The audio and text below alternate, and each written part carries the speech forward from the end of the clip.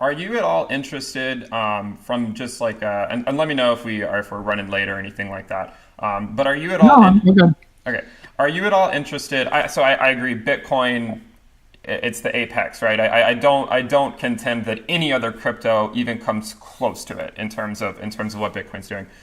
In terms of where the world is today, in terms of Ethereum being programmable money, the ability to have smart contracts, decentralized finance, etc. Do you think that is interesting in any way to merit an investment, not an investment that say competes with, not something that's saying to overtake Bitcoin, because I don't think that is, but just as an investment like you might make in Apple, like you did one day, or Microsoft, or whatever it could be, or Facebook. Do you think there is any merit from what Ethereum is doing? Yeah, so let's go to that. So how do I analyze that entire part of the ecosystem? Once you've gone beyond digital property and digital currency, you've got digital platforms and digital applications.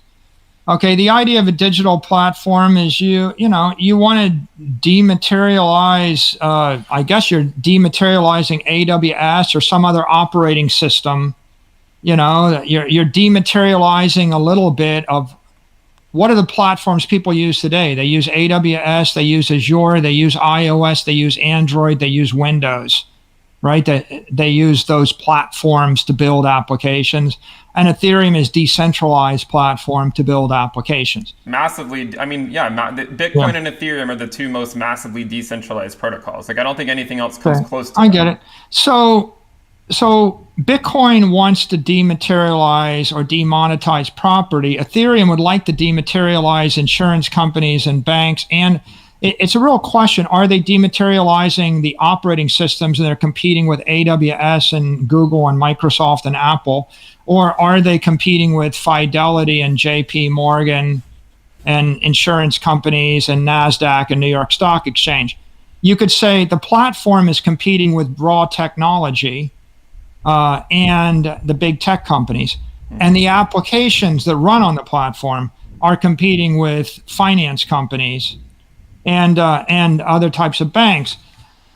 So what do I think about that? Well, I think it's complex and competitive, and it lacks regulatory clarity. I mean, the three big risk factors.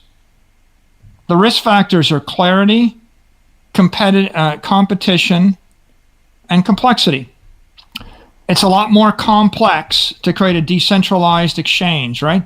Look, DeFi, a decentralized exchange is competing with Binance and Coinbase, in addition to competing with NASDAQ and New York Stock Exchange and the like. So obviously you have to build more functionality. Applications need to be optimized for functionality and performance. Bitcoin doesn't need. Property needs to be optimized for integrity and durability. So if you're going to add functionality and performance, that creates an additional risk factor. You got a lot more competitors. Right, so is Ethereum competing with big tech, or is it competing with Binance and Coinbase, or is it competing with Solana and Binance Smart Chain? I mean, or is it competing with Cardano? I mean, right? Yeah, but Binance Smart Chain and Solana, they're very different. I mean, Binance Smart Chain is to some degree is very centralized compared to Ethereum. I get it. I get it. So. Yeah. So I guess my question... The risk factors, by the way, the fundamental risk factor is if these things become viewed as centralized, then you've got a regulatory risk that the regulators will call your token a security and shut it down. Right, yeah. And I'm not saying that, that some, you could argue, there's always the argument about decentralization versus centralization, and there's just sort of, there's trade-offs between the two. Of course, there's trade-offs between the two. But with Ethereum, it's regularly settling like 2 to 3 times the value that Bitcoin is. And that doesn't even include decentralized finance. So my question is to you, like, is it interesting enough for you to ever invest any of your own dollars into Ethereum? And if, like, what would have to happen? It's venture, Ben, it's venture capital, right? This is you're speculating that you're going to replace centralized exchanges and you're speculating that you're going to replace other businesses that do this, and you're speculating that you're going to compete favorably against big tech, right? And you're speculating that you won't get beaten by another competitor, and you're speculating that the regulators won't regulate it. But look, the regulatory risk of using crypto as a currency is much higher than using crypto as property.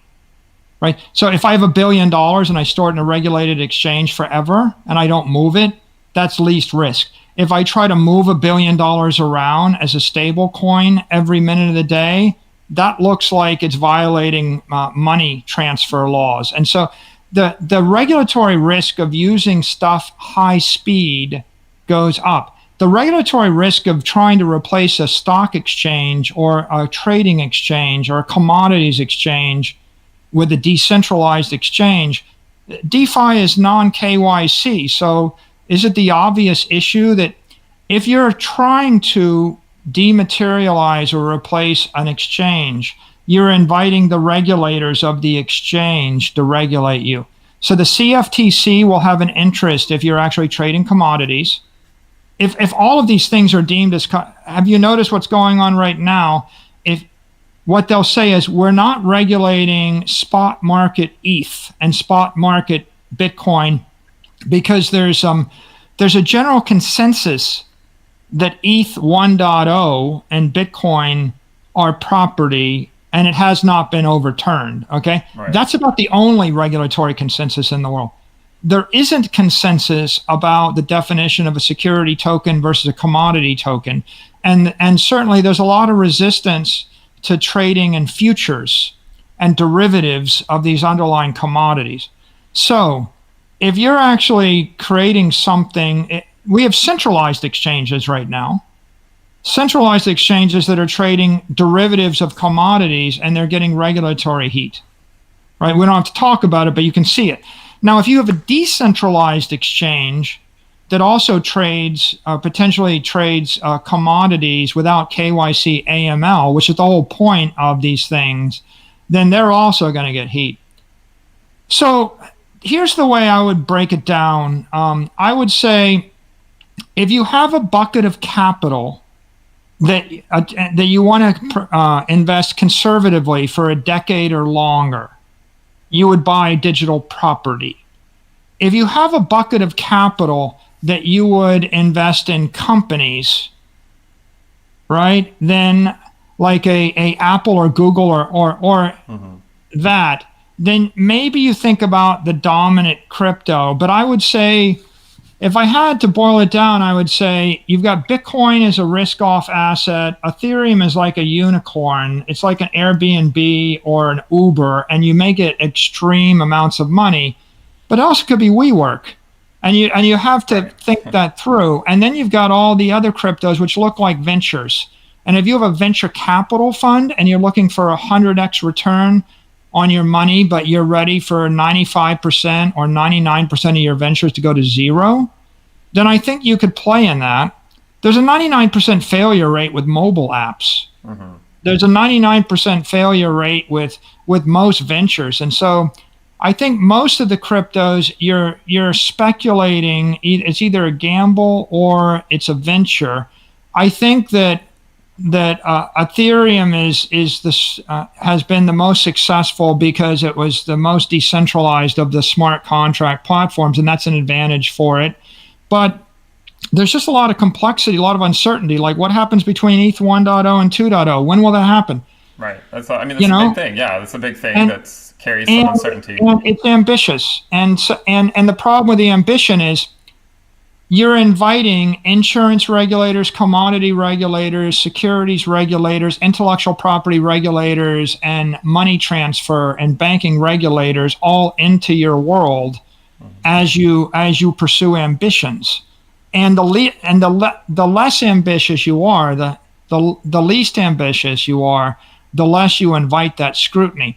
So if your use case is, I'm just going to buy $1 billion worth of something and put it in a regulated custodian and not touch it for 100 years, you can probably jump through the KYC AML hoops, and you don't actually touch on the issue of futures trading and regulatory arbitrage And of course, the likelihood that you're going to do a flash loan trade and lose your money goes way down if you're sitting in cold storage.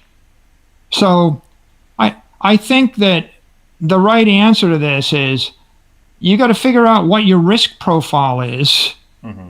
If you say, if you define the world as the only thing I'll ever invest in is crypto and I need to be diversified, I think you might be taking too much risk in some of the cryptos. That's the same as defining the world as the only thing I invest in is stocks in Venezuela, but I must be diversified. Yeah, I think 100% crypto portfolio is not a good portfolio by any stretch of the imagination. You have the big uncertainty is regulatory behavior because we don't have clarity right now. I agree. And the world it'll be 3 to 4 years before you have clarity. If someone were saying to me, what should you think? I would say, go on YouTube and watch 25 hours of Gary Gensler's lectures on blockchain and money that he did at MIT in late 2018 and listen to him. And I think that he takes the position that he says, I'm not a maximalist or a minimalist. I think it's possible to have permissioned blockchains, but there's this question of what are you trying to do? And you're going to have to come into a regulatory compliant environment for that. So I think you got to consider that thing very carefully. And then as an investor, I think the message of investing is that 99% of the ventures fail, mm-hmm. and 95% of the big companies don't perform. 90 to 95% of the S&P 500 is a loser in the last 10 years. The winners are Microsoft, Apple, Amazon, Google, Facebook. I mean, the winners are outstripping the losers. It's a winner take all. So you have to really find the winner. And if you're actually selling the winner to buy the losers, then you're in trouble. There's a lot of investors that have pools of strategic capital where they have to buy certain things. So if you have to buy fixed income, then of course you're going to actually diversify your portfolio with that constraint. If you have to buy equity in the US, that's your constraint. If you have to buy small mobile ventures or tech ventures, that's your constraint. I think for the individual, right? If you're talking about an individual investor, it all comes down to what country are you in? What country do you expect to be domiciled in? And then you have to just work your way through your currency exposure, your political exposure. And, what portion of your money do you want to gamble with? If someone wants to buy GameStop or they want to buy AMC and a meme stock, yeah, I wouldn't begrudge them that. If you want to go to Vegas and bet a ton of money on black, I wouldn't. It's your business. If you want to bet on sports, that's fine. If you want to buy some stocks because you like the CEO, that's fine. If you want to buy some whatever, you're just taking different types of risk, probably a lot more risk, in my opinion. Oh, I agree. I agree. I agree. It's a lot more risk in terms of crypto. Taking on past Bitcoin is definitely riskier.